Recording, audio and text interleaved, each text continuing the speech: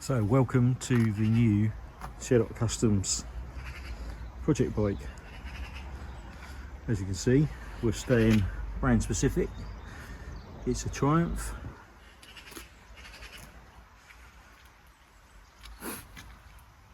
It's a Thunderbird.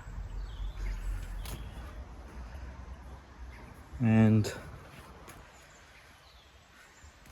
it's very red. So I'll walk around, just show you a few bits. As you can tell, that rear light could have come off a Suzuki. Nice 2-in-1 exhaust system. 8-inch twin leading shoe front brake.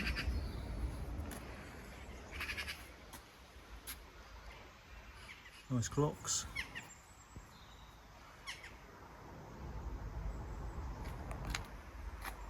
Seats very brown.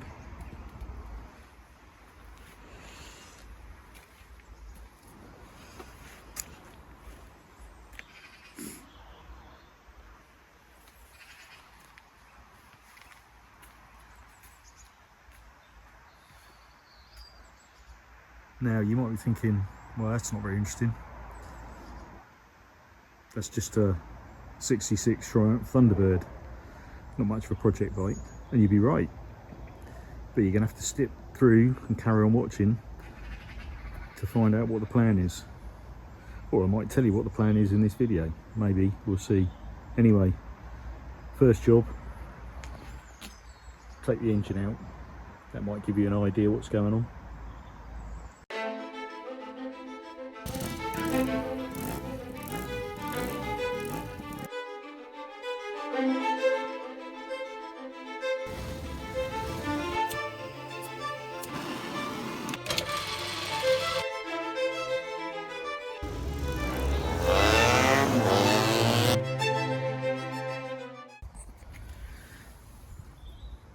Right, simple first job. Let's hope. Take the exhaust off. So we've got, you can get you around, 2 clamp bolts, another clamp bolt here, and we've got a connection where the rear foot peg sits.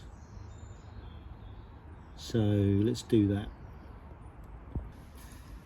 And this is the second, and unfortunately, I don't know if you can see, but that is undoing the collar, and it doesn't want to come off, and I've got no way of really giving that any jip.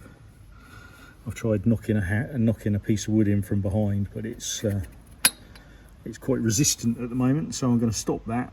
I think the next thing I'm going to do is I'm going to take the petrol tank off. So I'm going to undo the taps and I'm going to undo the tank bolts so I can get rid of that. There's a few electric cables around the other side. I've taken the tacho drive off.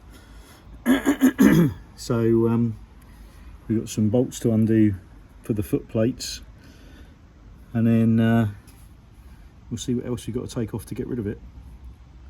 Onwards and upwards. Right, I'm not going to bore you with all the nuts and bolts and screws and washers I'm going to take off, but that's the first part of the exhaust. So we just got to undo this tank bolt. You know, to be fair, this all looks in pretty nice condition. I mean, the guy I bought it from, he definitely looked after it. So anyway, I've taken the bolts off, undone the bolts at the underneath the tank. Now it's the top one. That should come off unconnected from the carb as well. Right. Well, lots of things happen when I didn't have the camera going, which is a bit silly really, but anyway, I think you've probably all seen an engine removed. But it came out. I had to take the front rocker cover off to get the engine out, so it was a case of it was in and it was twisted up, and that would allow us to bring it through towards me, facing my direction. So that's done. I just got to bolt the tank back on. I've bolted all the foot pegs back in place and everything, so that's all good. A little bit of an oil slick underneath there, underneath the catch can. Didn't do very well with that. but the oil tank's drained now. So yeah, I think that's this part of the video. Not that it's much at the moment. I might show you a few other things which are going to make this project a damn sight more interesting than looking at an old frame, but I'll do that in a bit. Right, okay, another day, another dollar. Here's the bike, engine out. Here's the engine. Here's the engine, all nicely removed. So hopefully we're going to have someone come around today who's going to buy the rolling chassis, and that'll put some funds back in the new project pot, which we still haven't discussed yet, but we will. So part of the new project we still haven't discussed, or maybe we have by this point. Let's see where I edit this in the video. This is the rear wheel. Any prizes for guessing what it is or what it's come from? I'll reveal all later. Anyway, today's job, I've taken a measurement from this, which is the disc face, to the centre line of the rim. Don't worry, the rim's got a crack in it, so we won't worry. So I've basically taken a line, straight line up through here, measured across to the centre of the rim. Should be holding the microphone in this hand really, shouldn't I? And got a measurement, recorded that so I can put the new rim back on the correct place. And what I'm going to do now is take all the nipples off the spokes, because I'm going to try and keep all these spokes, because why not? Nothing wrong with them.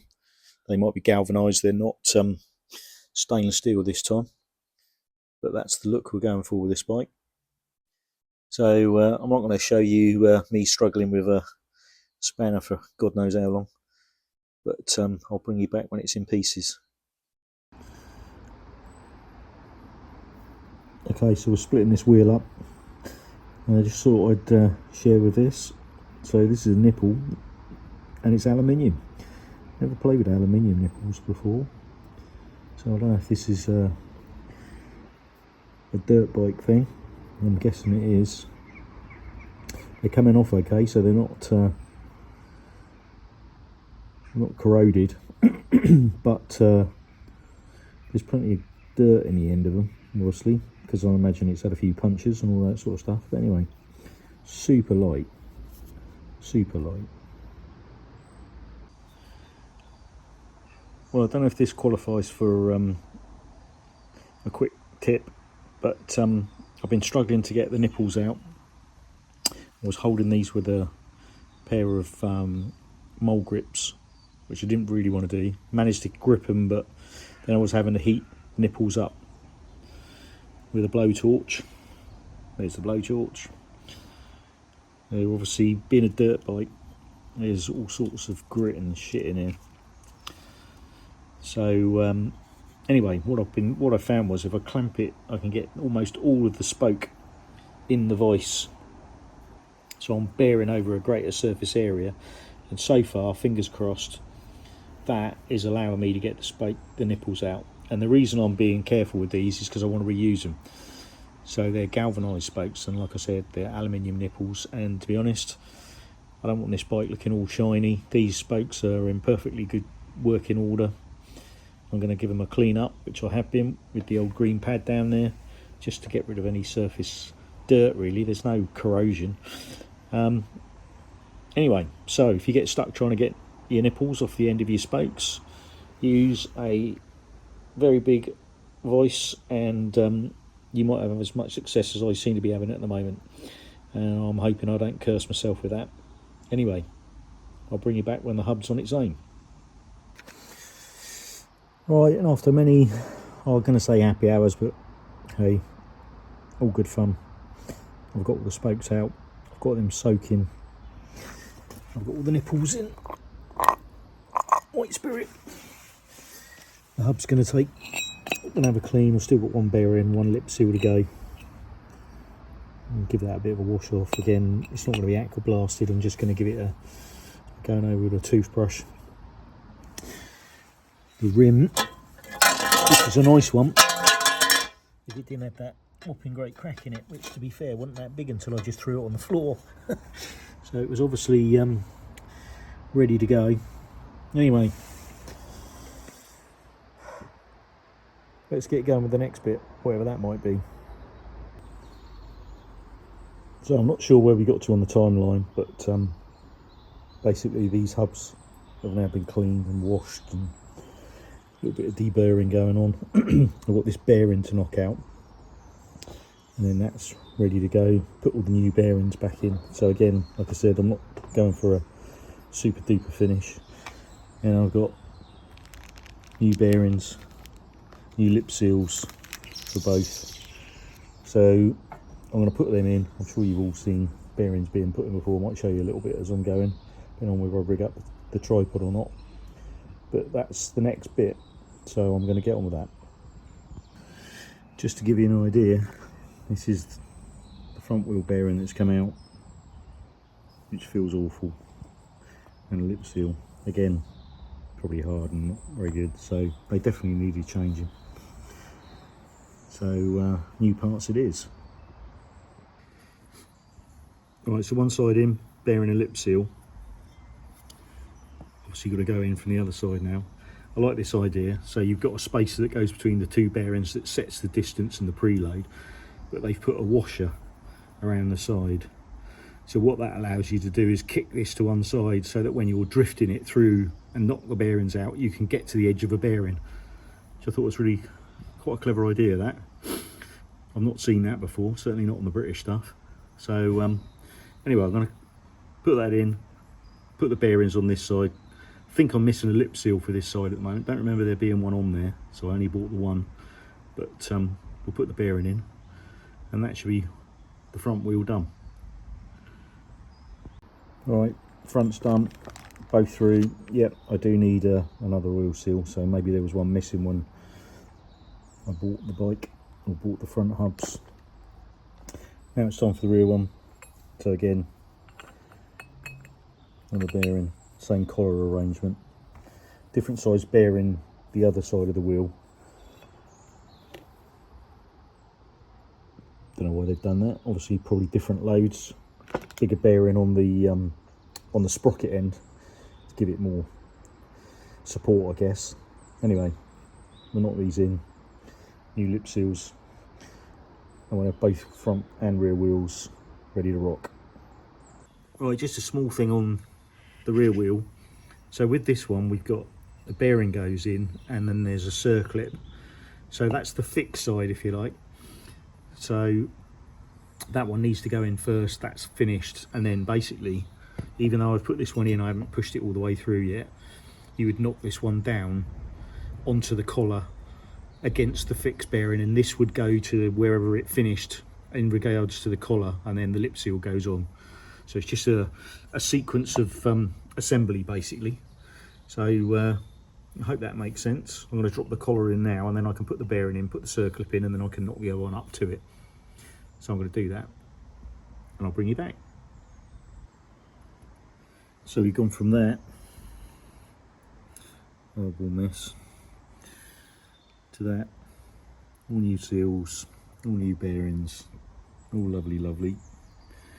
So that's the front and rear wheel hubs done for the minute. Now got to spoke them up and put my new rims on, which I'll show you a bit more in a later part of this video or in another video.